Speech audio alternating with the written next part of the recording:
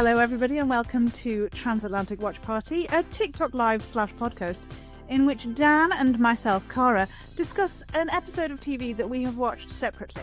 Now, today we will be discussing 911 Season 9, Episode 3, The Sky is Falling! And that's about how dramatic the episode felt. It was super dramatic. Yeah, at one point I was thinking, wow, there's a lot going on right now. Let's get into two kind of settings that we had in the show. Yeah, we had like an A, B, C, D plot happening all at the same time. It was kind of skipping back and forth. I thought it was absolutely brilliant. Yeah, I liked it too. I thought it was pretty good. I was a little upset that it did not conclude. I thought we would be getting a 3-parter, and I thought that would be a long-standing tradition in this series. But no, it did end on another cliffhanger, so now we have to wait for part 4 to find out how this is going to end. Yeah, as soon as we saw that episode 4 was going to be called Re-Entry, I thought, I'm pretty sure this is going to be a 4-part emergency. The only thing I thought they might be like re-entering into society and into their jobs, and it was going to be that sort of re-entry. But no, they did go for a 4-parter. People, just so you know, people not happy about that. Oh, really? No, because the idea is we think we're getting 7 episodes before we get the mid-season hiatus, which means we only get like 3 episodes to actually dive into the character stuff. And I will put it out there, from now on, as much as I enjoyed this particular episode, I will be more than happy with 2-part opening emergencies. Yeah. Because they feel like, I was thinking about, do you know Dancing with the Stars? Yeah. So that started over here. It's Strictly Come Dancing over here. And they have these theme weeks, which is like movie week and musicals week and Halloween week.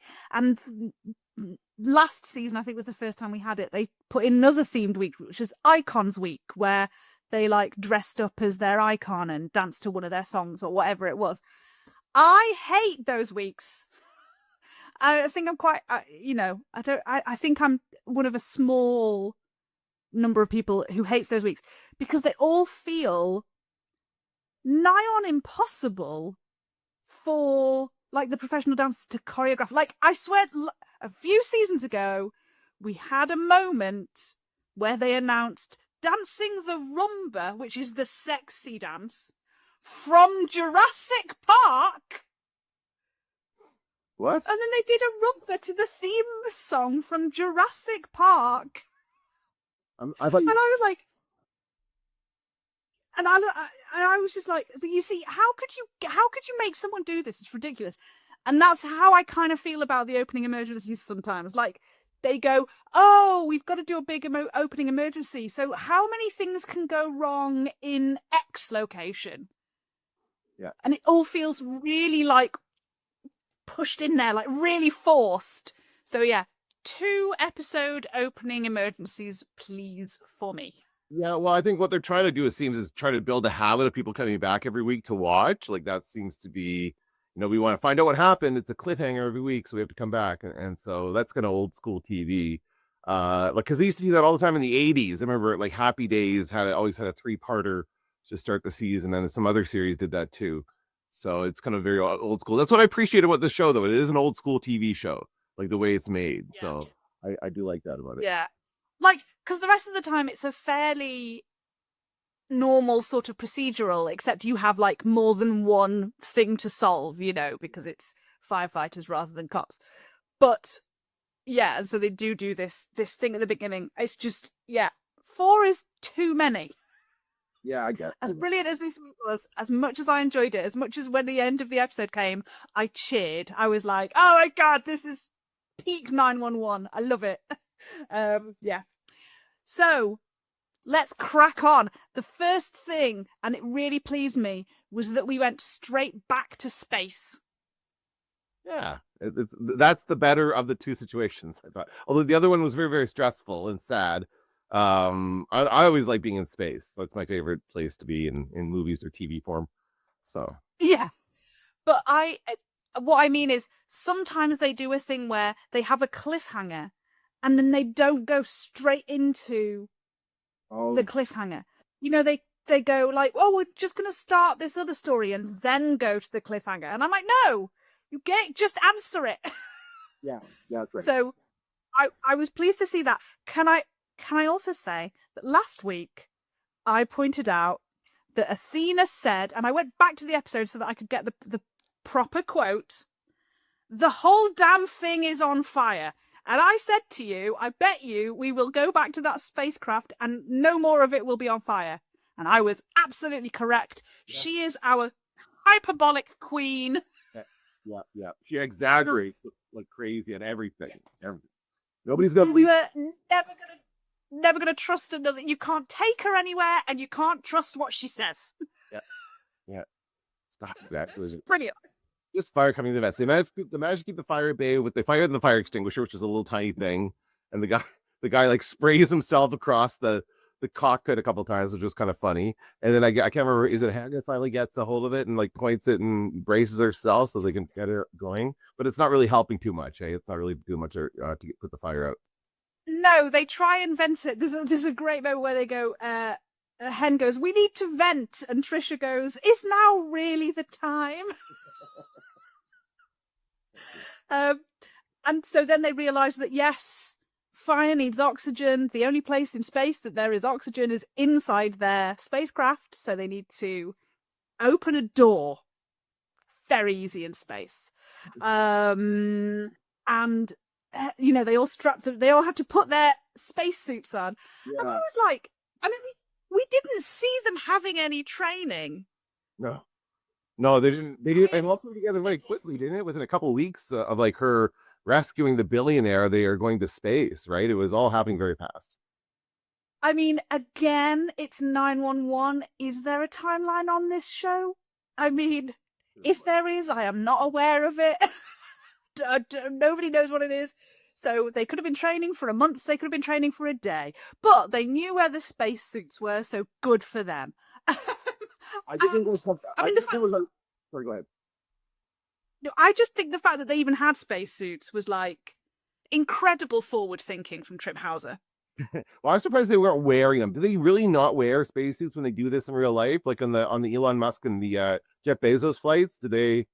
I haven't seen the Katy Perry and space stuff, but I think I have seen photos, and they weren't wearing. Oh, they were wearing them, right? No, they're her with the. I saw one picture of her with the flower. I'm like, yeah, she's not wearing a spacesuit. Okay. I suppose it's because they're not going fully into orbit. Yeah, yeah. But I mean, even if I was still surprised they weren't wearing them during the launch. Yeah. And so, but regardless, they get into them like super quick, like the fastest anybody can ever get into a spacesuit, I imagine, because that like the fire is still spreading and they're still like in this, you know, it took way too long for that fire to get dangerous, but it was still, you know, they got in the spacesuit pretty quickly. Yeah, I mean, they're not this kind of spacesuits that you wear, you know, on the ISS. Like, they were just like a very thin cotton thing to put on, you know. It wasn't massively complicated to put on, so you didn't need like 3 people to help you, so that was good.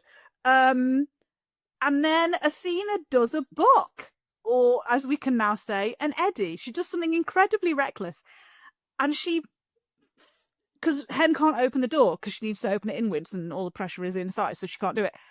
And Athena sees the trap door, whatever it is, on the top, and she just opens it and you hatch, that's a good word.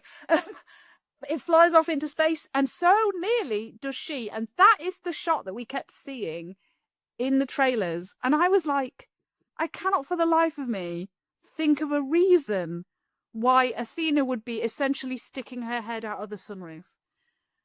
And now I know, and I'm satisfied. That made sense. That's fine. Yeah, that was good. She got a nice view. She was kind of up for a minute there. She was like, Oh my god, like just kind of taking it all in, that she's really like on the edge of space. She's that close to flying off into oblivion. But yeah, it was a nice little moment there. Yeah, but luckily Hen saved her. Then we move back to Earth and we get the second main plot for this episode. First things first, Gavin McHugh back in the credits. Very excited. That's Christopher, Eddie's son. No idea why he wouldn't have been in the first two episodes. It made me assume that we were going to see Chris. Yeah. And then we didn't. So, but I don't know, contract negotiations or whatever, but Chris is back in the regular cast. Very happy about that. The next episode. And then we also saw in the credits the name of a character, the name of an actress who is in the Nashville spin-off. Yes. And I have to say, I saw some kind of clickbaity articles. I didn't click on any of them. I resisted, but it was all like 911 Nashville crossover, da. And what happened? And then I'm like, oh wow, is this a big deal? I don't know. They're making it sound like it's a big deal, and it did not seem like that big a deal. It's like one character. No. It was like just talking to another operator, and that was it.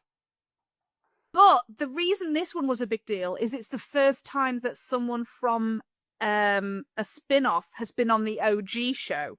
Oh, okay, I get it. Okay. Because when they did the Lone Star crossover, hey Medusa on the Looser, that's a great name. They were on the Lone Star episode. Yeah.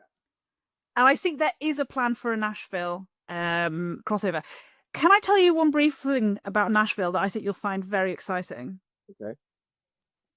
In the second episode, there was a bit with Cammy, I think her name is, the lady who works in the dispatch, and she was helping a daughter help her mum give birth, and it was all, this whole thing just with just dispatch. She didn't see any of the fire department, and then because they were trapped in a storm shelter, then the people turned up to rescue them from the storm shelter, and it was not the main crew. It was there are different firefighters in Nashville. It's not just the 113.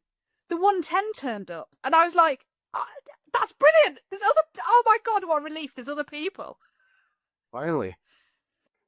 Yeah, so I was really thrilled about it. Then we'd be in Los Angeles. Los Angeles is only the 118 can only respond to everything. And every as we see in this episode, they respond to everything again, and that's good that they're spreading it out a bit more in Nashville. Yeah, right? Nashville. I have no idea whether it's bigger. Like I imagine it's smaller than Los Angeles. I have no idea. But it's nice to know that they have the staff. And it's the first season for that spin-off, Nashville, or is this brand new?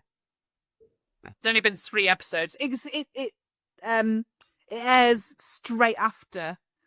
Okay. 911 OG. And then we got a great line, back to 911. We got a great line when the arguing couple who were having a brilliant argument, and they saw one of these bits of the satellites come crashing through the atmosphere, which would never happen because they'd all burn up in the atmosphere. But anyway, smashing into a car. And they, the woman said, Laurie, she went, I thought the news was being hyperbolic like Carmageddon or Beanado. And I was like, Beanado mentioned! Because, it did feel like they were being slightly hyperbolic about Beanado last season. I don't think the news called it that. I think the only person who did call it that was Buck. Yeah, I think so. But it's always nice to get a callback. It's always nice to notice to think that someone in the writer's room is paying attention to what has previously happened on the show. Yes. Then we cut to Trip Hauser, the only time we see him this episode, and I simply wrote down, he's doing a press conference, and I wrote, fuck you, you lying tech bro billionaire. Yeah, he's basically, they're acting like they're not pretending, but they're not even trying to find out if they've survived. They just assume because they lost radio contact that the ship blew up. Is that what they're going with, or? Because they're saying, the last time we heard from them that the thing was on fire. And that's usually and yeah, that's usually like a pretty bad thing to happen in space. But also, I think he talked about how the like unforeseen circumstances. There was a surprise geomagnetic storm, which we know there wasn't. He knew there was a nearly 50% chance of this happening. So he's lying. I kind of think he probably hopes that they're dead in a way, because otherwise they're going to come back down and sue his ass. Well, for sure. Yeah. He's probably got insurance for this kind of thing. Yeah, probably has. Probably has. Um, and then in the meantime, we have Karen and Maddie and Prashant talking about the fact that they're not going to be able to speak to the other people, the people on the spacecraft, for like another 72 minutes, I think Prashant says.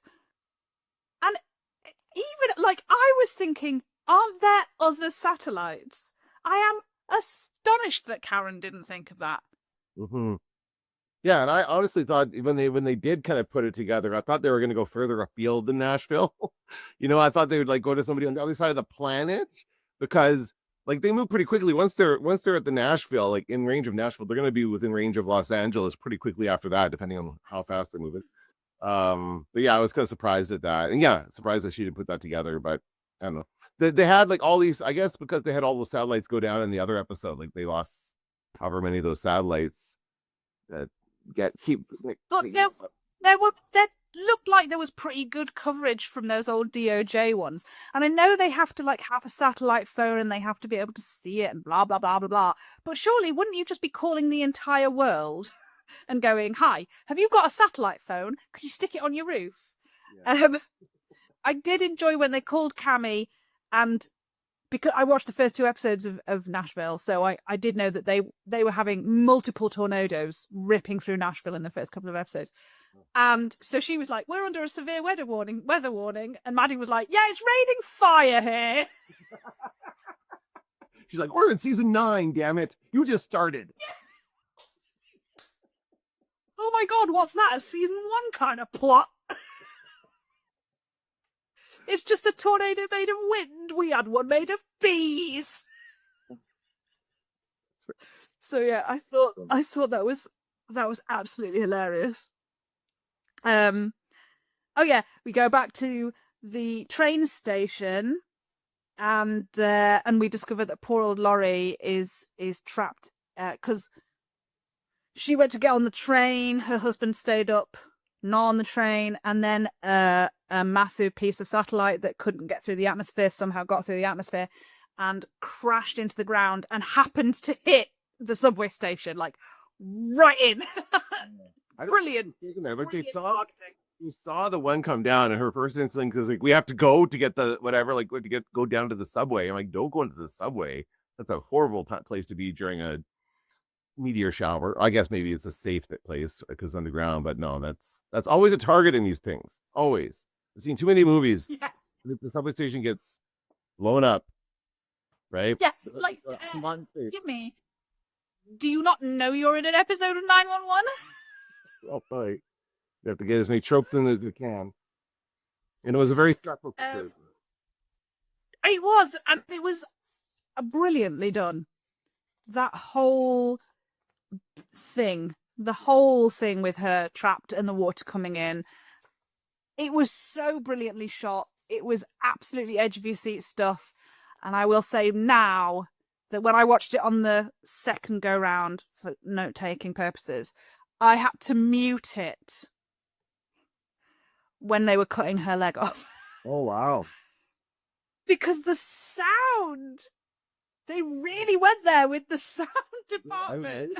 Okay, I didn't notice that at all. I was just kind of like, I was kind of doing this anyway. Like I was cringing, and it was just such a, like the way, oh man. I didn't think they were actually going to do it. I thought they were going to find a way to save her without taking the leg. Yeah. That was. And people are praising it because it didn't get super gory. Like they cut around it really well. They didn't really show anything horrible, but they had the sound. Yeah. You don't need to show me anything if you're going like, oh my god, it was so horrible.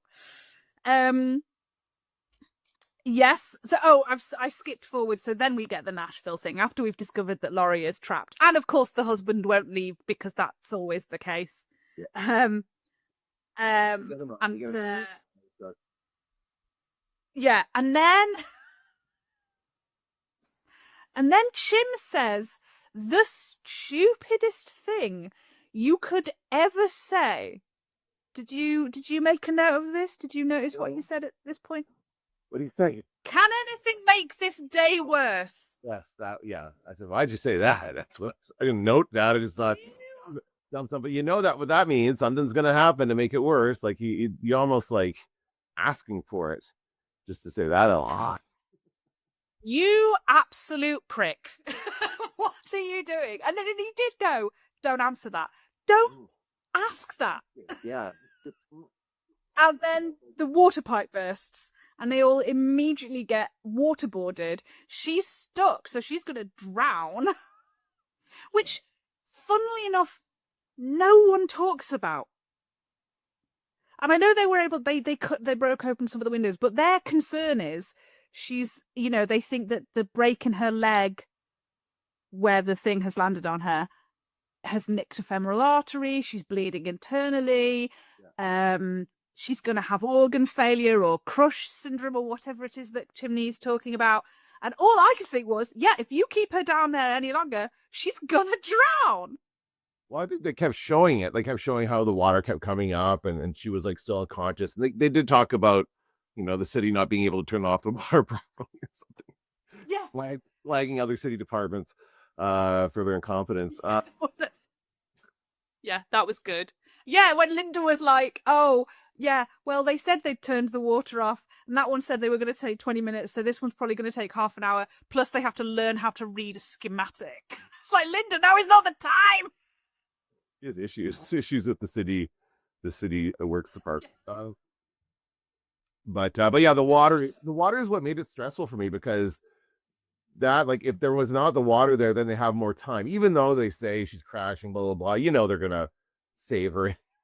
Although, I mean, they could have not saved her. Like, they could have easily lost her, I think, at this point, and it would have it would have been devastating. But yeah, it was just the water was what, like, I don't like that idea of the rushing water in, and I can imagine just being freezing cold and just filling up with water, almost drowning. I kept feeling so sorry for the actress. Yeah. Because she didn't have a nice, and I'm sure the guys were pretty sodden, but I think they were wearing like wetsuits under their turnouts. She couldn't do that. I mean, she did have a cardigan on, so maybe she was, but you could see she had a white top on, so like she probably couldn't do that. And I'm sure they heated the water and it's not cold, but just how horribly uncomfortable. She just had to sit in the water and pretend to be unconscious for probably 3 days or however long it took to film that. And it's funny because a few seasons ago, Buck got struck by lightning and he was unconscious. He was dead. He was flatlining, and he was lying on the gurney. And poor old Oliver Stark, there's water coming down on his face, and you can see him desperately trying to play dead, but also being pelted in the face with water. And I think this woman did very well. She managed to keep her face very slack. I thought that was good. But yeah, when they go up, when they realise that, when Eddie's like, we need a trauma surgeon, and Chimney goes up to talk to the husband, he says she's either gonna have a heart attack and die, she's, all of her organs are going to fail, or we cut off her leg and we give her a chance not to die. But again, he never says to the husband, she's going to drown. We've got about 5 minutes and then she's gone. Yeah. Because that's what he should be telling him. That is the actual, I thought, immediate concern. Yeah. Yeah, the water filling up. Absolutely. Yeah. And I think if he told the husband that, the husband would have been like, yeah, take the leg. Because I can't understand why there would be any hesitation on the part of the husband. Either way, he knew she was about to drown. Yeah, but I think like the way they framed it is like she's gonna die or we do this. Like if we don't try and take her into the hospital or take the leg off, then she will die. Is basically what I heard in that conversation. So Yeah. yeah, But he did it very gently. Oh, and I imagine that, yes, that might be the way to handle it. But I would be like, right, time is of the essence. She's drowning. Do we, or we cut her leg off? Okay, we're going to go and cut her leg off. Is that okay with you? All right, goodbye. And I like, God, they were like quite chill about the whole thing. He really wanted to give him some time. Don't give him time. There isn't any. We, because we're cutting back and forth all the time. There's a point now where we go back to Karen, and they've managed to get, because Nashville got through to them, they've managed to get Hen and the other macronauts on the phone. And I really enjoyed the graphic of like the picture of the satellite with the line down to Nashville with the line across to Los Angeles. It made me think of films like Hackers, you know, yeah. like is that what it looks like on your computer? What? And what I kept thinking of when they were on the phone was they kept muting them, and I was like, at least tell them. Well, they have to talk to each other first.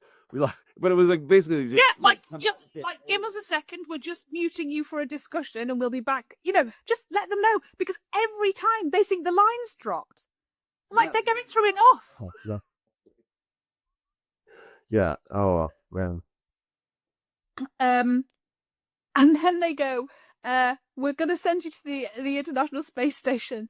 Trisha, again, coming out with it, like, banger after banger. Every line Trisha said is just an absolutely... She goes, God, I hope they have a bathroom there. Yeah, she had quite a few good lines. We get a little bit of Buck and Harry... older brother bullying stuff, where he's shouting at Harry for not being on the fire truck. Get on the truck! And there's a shot of Buck, like, explaining to Harry, you know, why he's brought the husband up. Because Harry's like, well, I'm babysitting this guy now. And he's like, well, he's worried about someone and you're worried about... I thought you could, you know, I thought you could bond, whatever his line is. The way the camera comes in, up and under... it was so cinematic. And then you just cut to like a normal standing shot of Harry. But that shot of Buck was like the money shot, you know? They spent some time thinking about that. They made him look good. And they were like, Harry. Buck, Harry. It's very exciting. Oh, and then we get what I consider to be the C plot. I consider Harry and Cal in the engine to be the D plot. The C plot was what I like to call paramedic. May being a paramedic in the firehouse. Yeah, that's good. Because a lot of the discussion post-episode in the fandom has been, we were previously thinking that Harry might become a probie at the firehouse. But after this episode, we were like, oh, May could be a paramedic. She seemed to be in her element. She was doing, like, it was just kind of people. Well, they had the one woman walk in who had like a big gash in her head. But I guess it was like not as bad as it looked or whatever. She was bleeding, but it wasn't like super serious. Anyway, they braided her hair together. That's how they fixed that one. Braided her hair super tight together so it closes up the wound. And then she put something on Instagram, I guess, to say that she went there, and then people start coming in. Because so Instagram is still working. So obviously Instagram isn't connected to all of Trip House's, you know, things. The hospital can't work, but Instagram's still going. And I thought it was... So someone said, one of the comments I saw on somebody's video about 911 was like, imagine hearing that the place to go is the firehouse, and you turn up and it's 2 kids and a fucking uni student who isn't like even pre-med or anything. I don't even know what she's studying. And you're like, I thought you said we should come here. That girl's 10. What are you doing here? Yeah. Yeah, and the one guy is like the teenage boy is like, oh, I can't see this blood. He doesn't like the sight of blood. So he's nowhere near any of that stuff. Yes. Mara saying, "If you're gonna puke, don't do it on me," to her older brother was chef's kiss. Loved that. Very good. And then yes, before they braid it, they were like, "Oh, we need to stop the bleeding," and I go immediately to tourniquet. You need to tourniquet, to stop. But where are you going to put it? Around her neck? What are you going to do? Like, how do you tourniquet a head wound? So I'm glad that May had the idea of braiding the hair, because I'd have just choked that poor woman to death. So I don't know what would have happened. Then we go back to the train, and they are still drowning. And then we go back to the spaceship, and they fired up the tablet that drives the thing.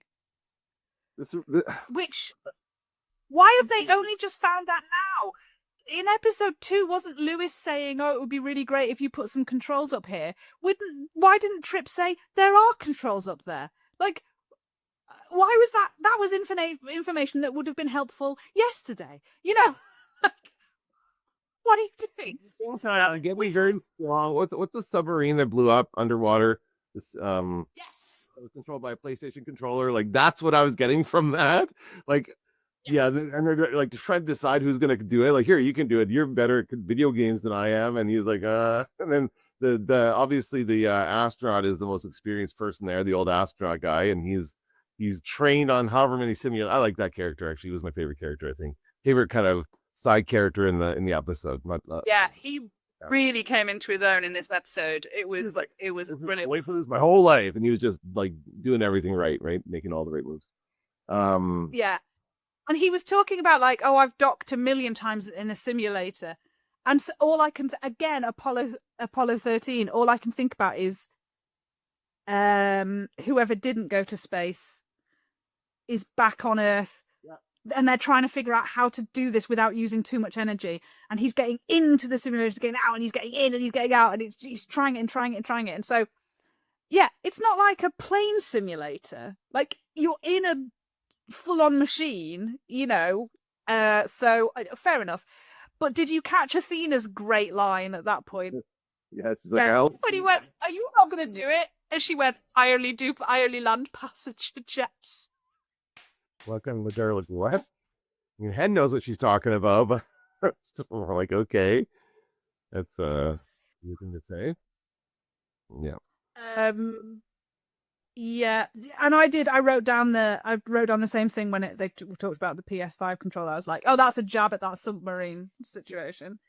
I love how confident Lewis is. And I didn't feel like, there's that whole carry yourself with the confidence of a mediocre white man. Like, I thought like, no, fair enough. I feel like he's right to be confident, and I'm glad he's confident in this situation. If he was showing any sort of, he'd make Parker even worse than he is. Parker's already having a panic attack and hyperventilating and taking up all the oxygen. And Athena yells at him to get him to stop, which is probably not the right move in that situation. Like, geez, Athena, read the room. But I mean, first of all, Trisha tries because she is, and I quote, a certified yoga instructor. Breathe. And then she's like, connect with your body. And I was like, I don't know if that's the right thing to tell someone who's having a panic attack and therefore thinks they can't breathe. Don't tell them to focus on their breath. They don't have any. Like, what? Like, I know counting breath and all that sort of stuff. And then Athena's just like, snap out of it. Pull your ass together. That's what He's like terrified, justifiably. We have a little scene with Harry and Cal, which I thought was great, because when Cal says to him, like, he goes, "Oh, so you're not a firefighter?" And he's like, "No, I'm on a ride along." And I thought Cal was going to say something like, "Wow, what a day for it," But no, he goes, "Are you a Make-A-Wish kid?" Why is that your fit? That's what? And then Harry gets really mad.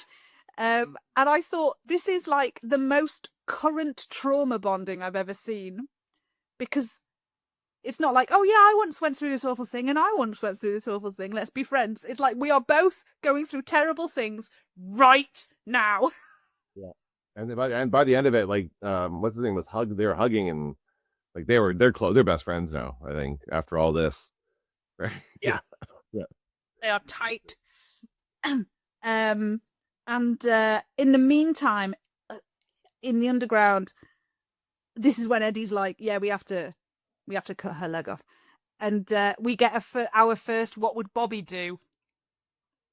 Yeah.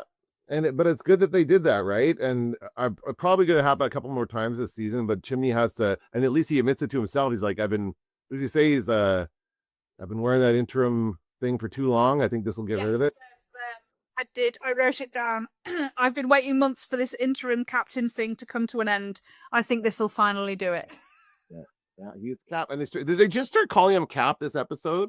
Was that like I noticed it this episode? They started calling him Cap. Yeah, this episode I think was the first episode where they only called him Cap. Oh, okay, interesting. Because they definitely called him Cap, with the whale.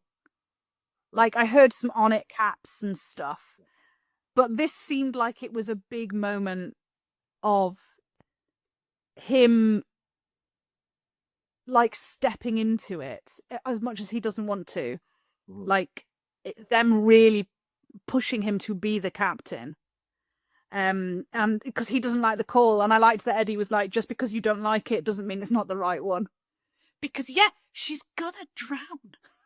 Yeah, for a second there, I thought there was something going where Eddie was like criticizing him, and like I guess I was reading it wrong or something, because I don't think Eddie was actually trying to do that. But like it was like he's like, "Come on, man, make the call. Like we got to do this." And Jimmy was kind of hesitating for a second there because he wasn't sure.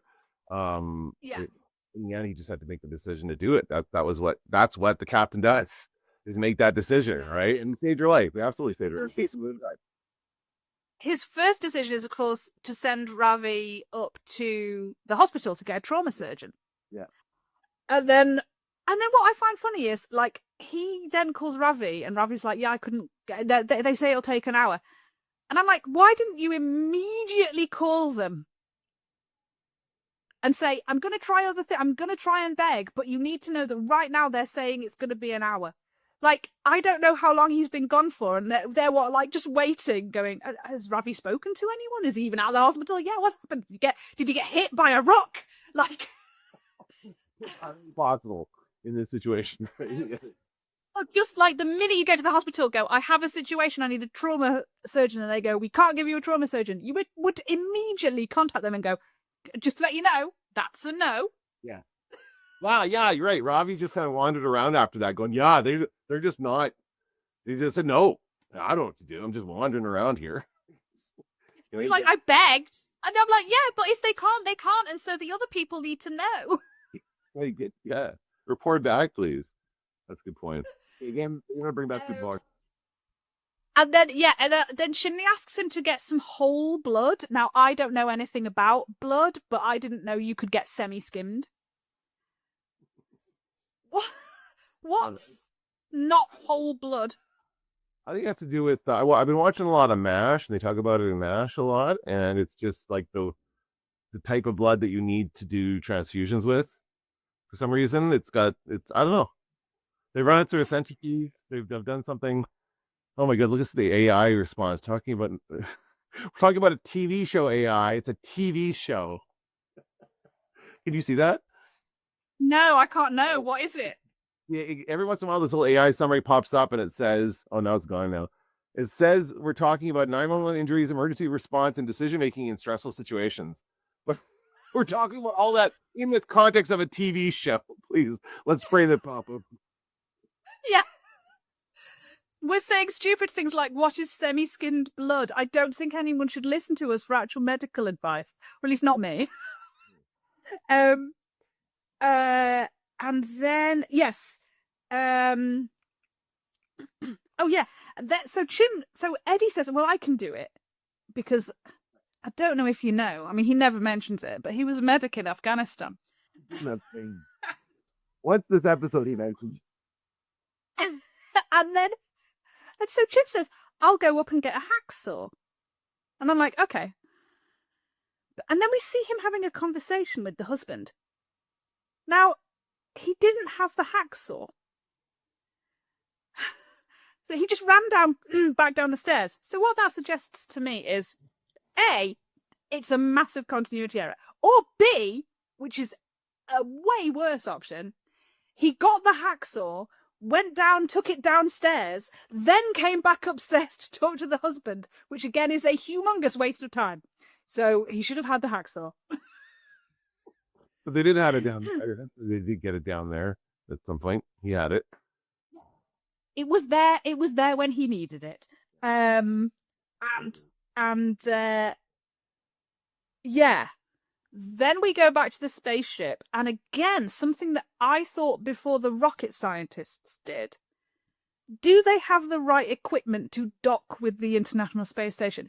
Because that doesn't seem to be the kind of thing you would build onto that kind of spacecraft. No, that's just meant to like go up and then come down. It's not meant to dock with anything. So that's it wouldn't have a compatible door.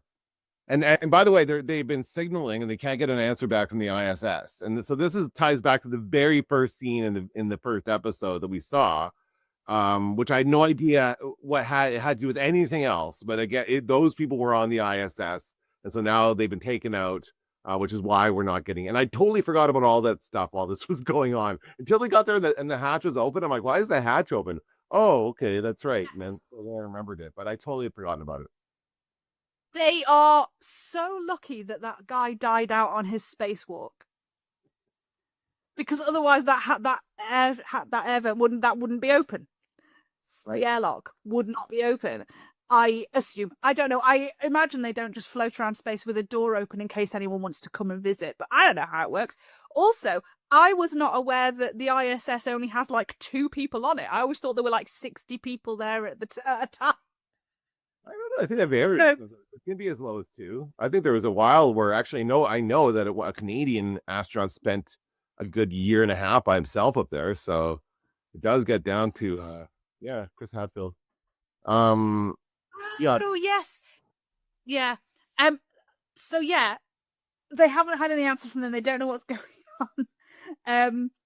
And then we get to experience the like jump scare of this episode, which is the guy hitting the window, the dead astronaut with this little frozen face hitting the window. Not good times for anybody at that point. I bet it scared what's his name, the guy who was panicking already. Parker, yeah. Did not help anything. Yeah. And so and they're talking to Karen, and Karen's like, I'll talk you through it. And then it goes, and they lose her. And again, I'm like, okay, I thought you said you had another one lined up. Like, get them back. But anyway, they have to do a spacewalk. And I loved that Lewis was like, I can get us within spitting distance. And it's like, how far can you spit? He's like about 30 feet. I'm like, that's incredible spitting. And so he goes first across and takes a rope. It's not actually a rope or whatever, so that they can all pull themselves over. My God, he has to get that trajectory right, doesn't he?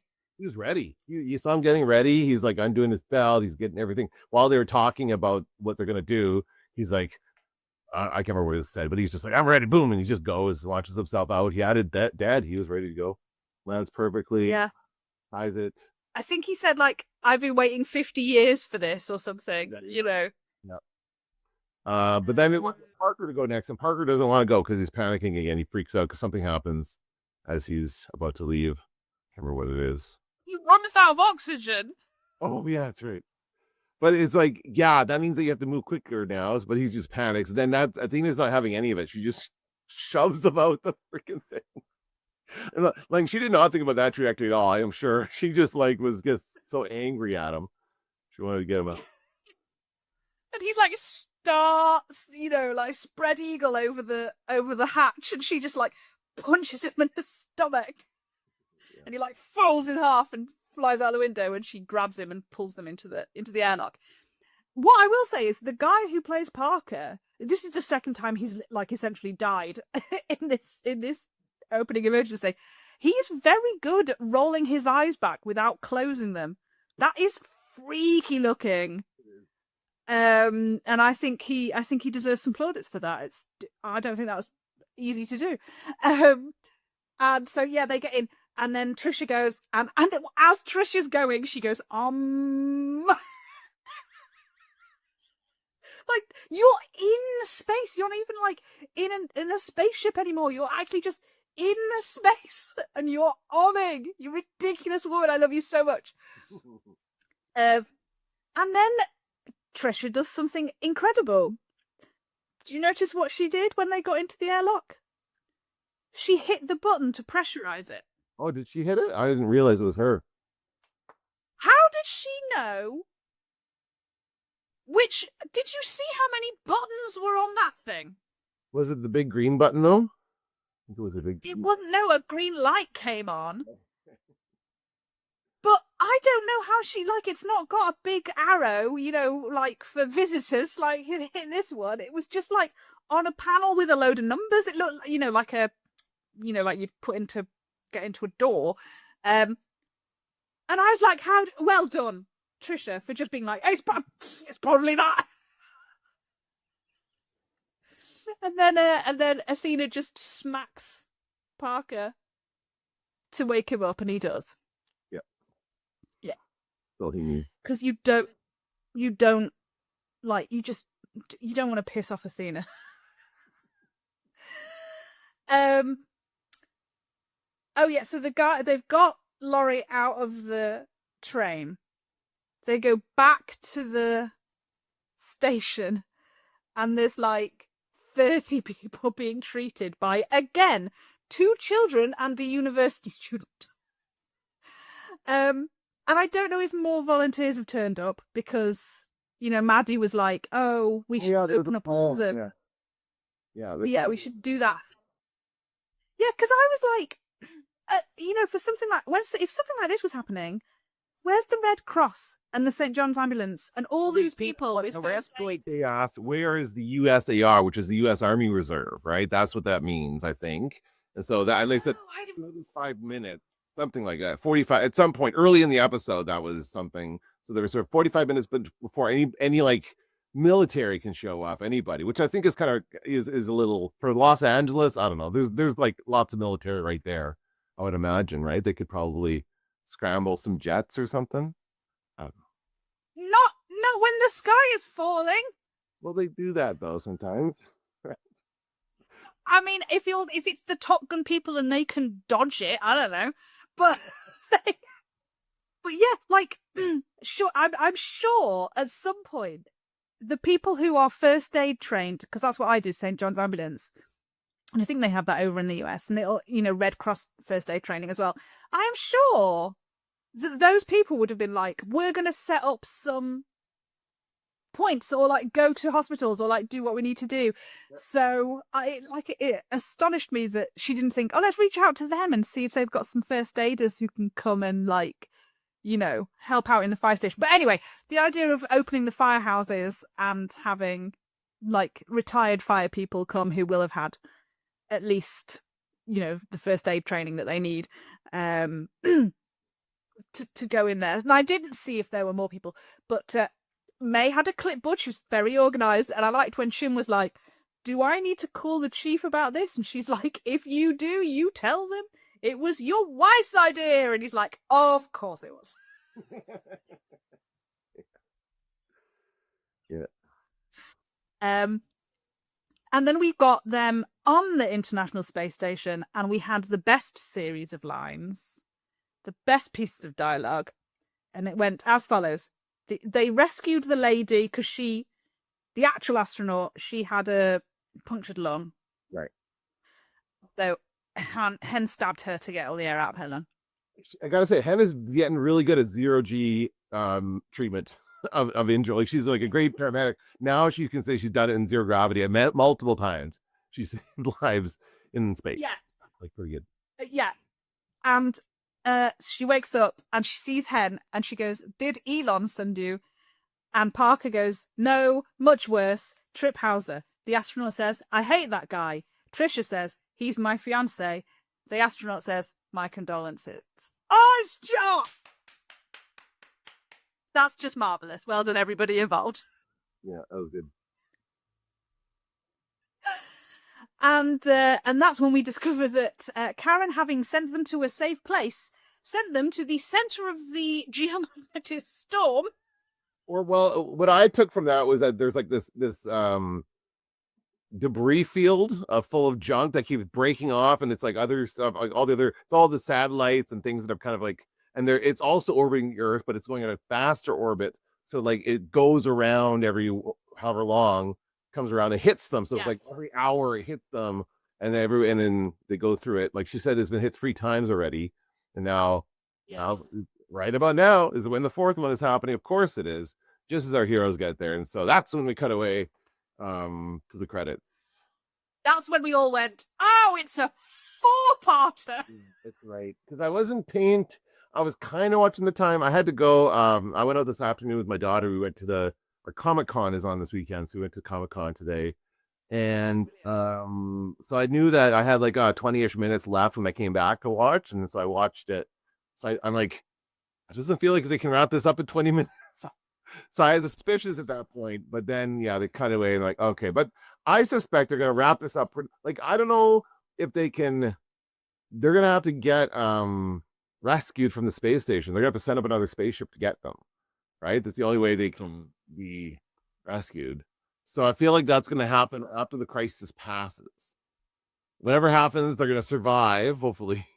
This the new storm on the space station, but then at some point, someone down on the Earth has to send up a ship to get them, because there's no other way for them to get down. Yeah. And I don't know if they can do that in like the opening 20 minutes. I don't know if it'll be like, because I don't know if it'll be like the whole of the episode. Because like they always say, "Oh, it's a 3-part opening emergency," but it doesn't start until like the very end of episode 1. So it is only ever really a 2-part emergency. It's just that, but yeah, so again, and I haven't watched the trailer because I like to avoid those. So I haven't seen what's meant to be happening in the next episode. I have. What the hell can happen in the next episode? This is an absolutely bonkers show. I don't know. I love it to pieces. It's so stupid. Yeah. So that was episode 3, and it kind of the thing I loved about it. The reason I go, "Oh, that's a really good episode," is because about 9,000 things happened, and it felt like it was 20 minutes long. Like, it didn't feel like, "Oh my God, we're never gonna, Jesus Christ, there's so many things happening," and it's so, like, it felt like really nicely tied together. Mm-hmm. It did not drag. It started going and it never stopped, and I really I liked that a lot. Yeah, me too. It moves well. It keeps. I mean, it's only like a 44-minute episode or however long it is, but yeah, it's a great time. I'm really enjoying it. Yeah. So next episode, this thing will end hopefully, and then we can get on to like some character stuff. I do enjoy a normal episode. I mean, they've all got a theme and whatever, but like I do enjoy a nice non stuffed episode. Do you know what I mean? What we got? Yeah. We've got like 5 minutes. What else have you been watching? I've been watching horror movies, as you know. I do that every October. And I'm just wrapping up Creature Features Week. So this week I watched a bunch of creature feature movies featuring like different animals, not just animals, but a lot of them do feature animals. And one of the ones I just finished watching is called Ginger Snaps. Have you ever seen Ginger Snaps? So it's a No, werewolf. I know of it. Yeah, it's a Canadian movie. It's I think one of the best werewolf movies ever made. Like I really think it's a great film. I forgot how good it was, but it's basically about these teenage sisters, who get attacked by a wild werewolf. One of them gets bit, and so the younger sister has to deal with her older sister getting bitten by a werewolf and then turning into a werewolf over the course. It's kind of similar to American Werewolf in London, in a lot of way. They have a great transformation scene like that movie does. Like when she actually does turn into the werewolf, it's like pretty cool. But yeah, I really like that one. That was a lot of fun. I like werewolf movies. I did see your review of the crab monsters, Ah, yeah. and you were like, "There's only one crab monster." This is the thing, and this shirt, by the way, this is a Roger Corman movie, The Wild Angels. This is the same guy who made. And so what he did, by the time he was doing this is a knockoff of Easy Rider. He thought, I'll get the star of Easy Rider to do another movie with motorcycles, and people will think it's like another Easy Rider and they'll go see it. And that's what happened. But it's not even close to Easy Rider. It's not nearly as good of a movie as Easy Rider. But Roger Corman was just trying to get people in the seats. That's all he cared about. And so if he wants there to be multiple monsters, they're going to put that in the title. And nobody was like debating it back then because nobody cared. Yeah. They might have been, but they might be just doing it like over a pint, you know? Like, hey, there was only one crab monster in that movie. Man, yeah. I'm sure that, you know, there were pedants like us. There've always been pedants like us around. They just used to be kept on a smaller scale. You know, people didn't have to hear them moan about stuff all the time.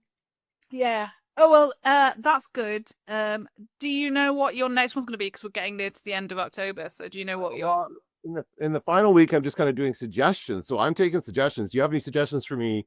What I should watch tonight? I don't watch horror films. No. So I don't know. I did love that you did the Phantom of, oh my god, the Paradise. yes, because I'm very intrigued by that, and I might watch that. I might watch that Sunday. That sounds really fun. Yeah. Have you the only one I've watched, the most recent like horror movie I've watched is The Babadook, which I thought was fantastic. I think I should give that one another chance. At the time when I watched it, I didn't like it, and I remember because I think it was right. My kids were pretty young, and I was like right in the middle of being a dad, and it's about this. It's kind of about a mother's struggle with being a parent and this kid that's very difficult to manage. I don't know. I didn't like that. Didn't like the vibe of it, but it's probably. I mean, lots of people like it. It's a good movie. It's a well made movie. So. Yeah, and it very much depends on where you're coming at it from. So I can absolutely imagine why, you know, you might be like, this is just not for me right now. Mm-hmm. I've been listening actually to a podcast called Ruined, where one of the hosts loves horror movies and the other host hates horror movies, but wants to know what the twist is. So basically, one tells the other one the plot, and I've just been listening to that because I also want to know what the story is. I just don't want to have to experience it. Oh, okay, that's interesting. Maybe so that's fun for me. You know, and like I skip the ones that I do want to watch, like what is it? Don't Look Now? Is it the Nicholas Roeg one? That one I want to see. I've read The Exorcist. I've not seen it. I did. And I, you know, I want to like see Misery and stuff like that. I've seen The Shining, so I feel like that's a big one that I've ticked off. I was very brave and I watched The Shining. That's the one I was terrified to watch as a kid. I did not watch that until I was grown up, or maybe I was a teenager, but I certainly was not watching. Like that was like high up on the. I don't want to watch that yet. I wasn't ready for that one until I was older. But I've been watching horror movies since I was like in my early teens, like 12, 13 years old. So yeah, no, I'm not good at them. And my sister, I definitely want to see Barbarian because I've heard I was such good things about it. But my sister was like, okay, I will come over and we will watch it during daylight hours. Because otherwise you will not be of it. I was like, okay. So we need to do that at some point. What else have you been watching? I could ask you that question because I didn't. What's kind of series you watching? I have watched so much, like because we haven't talked for such a long time, and I watched all of Yellowstone, which was okay. Like it was fine. What I did enjoy about it is that it's got Kelly Riley in it, who I've never really taken to as an actress. I find her similar to Nicole Kidman in that they're both, yeah, like yes, she's a redhead, and she is Irish, I think, but she plays the daughter in Yellowstone, and I've never really taken to her. She's like Nicole Kidman for me in that I see she's just all points, like she's made of elbows, and I find her quite cold in the same way that I do Nicole Kidman. And in Yellowstone, she plays such a bitch, and I love her. I love her. She's the best thing about that show. Oh my god, she's such a C word. I don't know if I can say it on TikTok lives, but she's terrible, and I adore it. But the other thing I watched recently, which really surprised me, was Countdown on Prime. What is that? It's like an FBI task force kind of thing. I think I've seen that. Who's in it?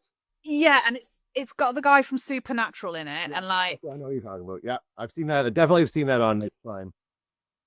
it does a very weird thing, Dan. It has like 13 episodes, and the story finishes in episode 10. Oh. So I got to episode 10 and I was like, surely this is it. Sure, what are they going to do in the next 3 episodes? What they did was start another story, but not finish it. So we had like a season and a half in the first season, and now I don't know if it's getting renewed. And they were like, oh, we were trying to shake up what people think, TV series should be. And I'm like, yeah, but it was just kind of annoying. Yeah, that's weird. It was really, if you put a show on that makes me constantly have to Google while I'm watching it because I'm so confused, like, how are they going to do this? So that, yeah. I also watched My Octopus Teacher. Well, I've seen that. That's excellent. Yeah, it's real good. I hated it. Oh, really? Why? King of octopus? You don't like octopi? I just thought I thought it was a lovely story about an octopus. I didn't know why the man was there. Like, why was the story about him? Why did he interfere in her life so much and then not rescue her from the shark? Like, I was just like, if and he was like, he made this big thing at the beginning about like, I was really burnt out, so I wanted to go home and spend time with my family. And then what he did instead was spend every fucking day with an octopus. And I was like, dude, I don't think I like you. that was really, yeah. So that was really funny. Yeah, that was a really funny experience to watch that and just be like, I think I hate this. Everyone else loves this so much. I think are cool. It's cool to see the octopus able to do that kind of stuff, and they're very intelligent creatures and all that. Like, it's very neat to see all that kind of stuff play out. So it was. I mean, the octopus stuff was beautiful, and the cinematography was gorgeous. It was the story that I just didn't really appreciate. What does she teach him? There was this awful moment where he was like, oh, she taught me how important every person is. And I'm like, why? I learned that when I was 5. Why did you have to wait until your 40s to figure that? You've got a kid. How have you not figured this out? Why did an octopus need to teach you this? And then, like, she gets her arm bit and one of her, phalanges bitten off. And he gets really worried about her. And I'm like, even I know they grow back. Like, did you do any, and he goes, oh, I've met an octopus, so I went home and researched her. And I'm like, yeah, so you read Wikipedia and some science things, and then you just stalked her for a year. I mean, the little shot where she's like sitting on his chest, it's adorable. But she thinks when that shark is coming after her, it's a small shark, compared to us. Like, compared to the crab, compared to the thing, octopus, big shark. Compared to the human, small shark. I just wonder if the octopus was like, yeah, there's a predator coming after me, but I know a bigger predator. And I think we're pretty close now. And then he just, like, films her getting her arm bitten off. Yeah.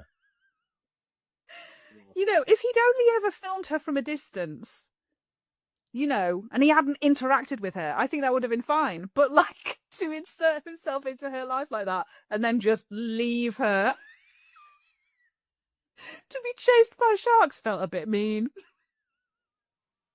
So, yeah, that was funny. But it was absolutely beautifully shot. I remember that. You know, and I love a nature documentary, so I love all that stuff.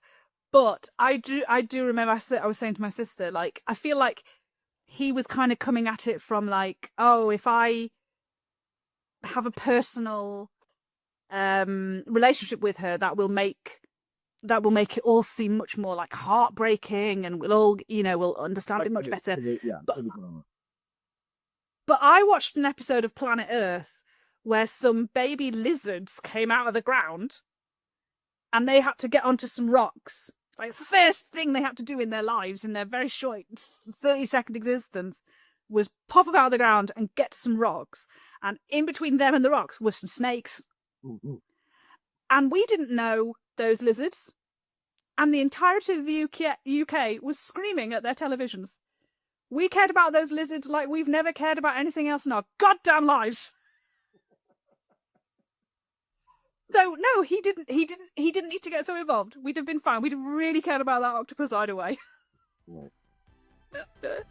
So yeah. All right. Well, enjoy the rest of your horror months. Thank you, and you have a great rest of your week, and we'll see you hopefully after the conclusion of this 4-parter. Fingers crossed they're back on Earth.